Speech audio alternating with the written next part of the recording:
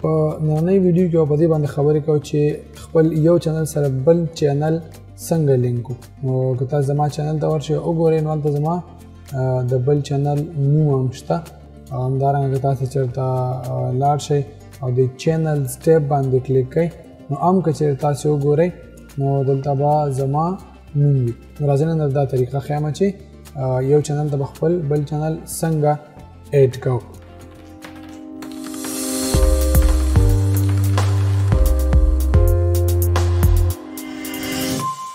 خپل چینل ته راځو او دې ته اوس بل چینل ایډ کوم.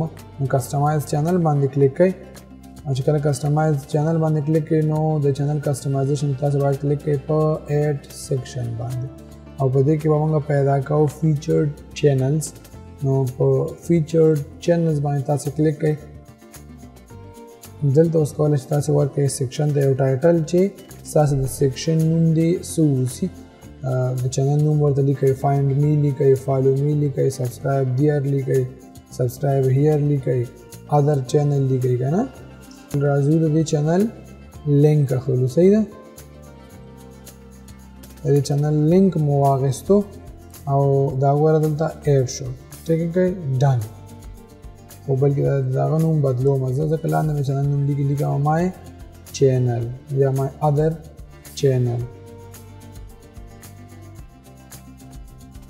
صحیح ده؟ my other channels or other channel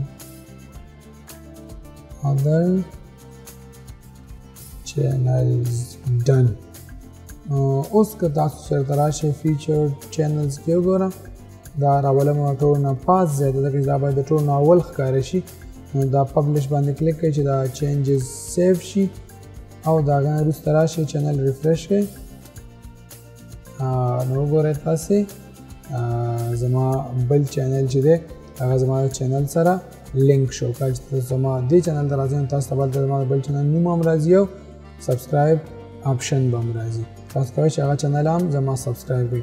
همدندې در څنګه تاسو چینلز ټیب ته که ورشئ نو هغې کې هم که وګورئ نو تاسو ته پکې دا چینل ښکاري. او که زما بل چینل ته ورشئ نو په هغې کې د دې چینل لینک پروت دی.